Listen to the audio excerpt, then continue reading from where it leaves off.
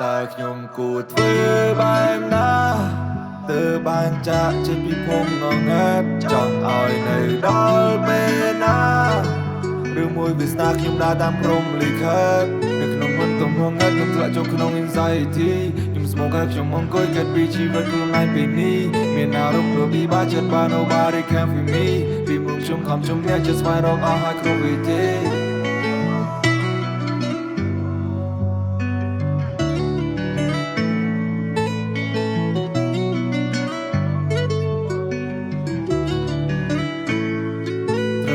ម្នាក់ចង់ឲ្យគេស្គាល់ចង់ឲ្យគេរាប់ច្រើនតែមានពេលមួយខ្ញុំធ្លាក់កលុកកលាច់មិនអាចកើតព្រោះតែជាមនុស្សទៅគេខ្វេះដល់បេះដូងថ្លើមគេប្រាប់ឲ្យដើរផ្លូវកើតប៉ុន្តែផ្លូវនោះដូចមិនសើម Oh one day I made it but sometimes lost my way តែខ្ញុំមិនបោះប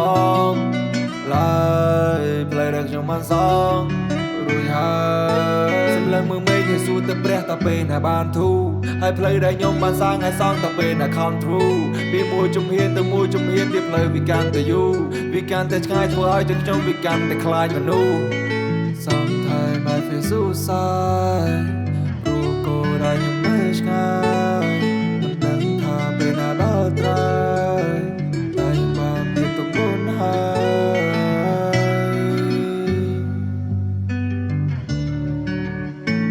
បានរៀបទៅមុនហើ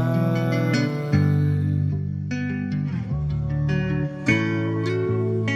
ជីវិតយើងមានតែមួយចង់ធ្វើអ្វីត្រូវធ្វើឲ្យហើយមិនថាថ្ងៃនេះឬក៏ថ្ងៃក្រោយយើងត្រូវចេះចាក់បដ ாய் ត្រូវធ្វើអ្វីឲ្យមានតម្លៃកុំចាំតែក្បាលដល់ខ្នើយពេលដែលយើងមកទៅបានវិញ្ញាណរស័ព្ទមិនដែលវិញឡើយ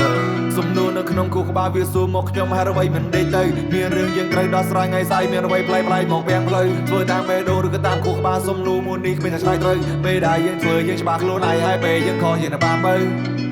យើងអ្នកបាបើគ្រប់វិធីទាំងអស់ធ្វើវាមួយហើយបំពេញចន្លោះ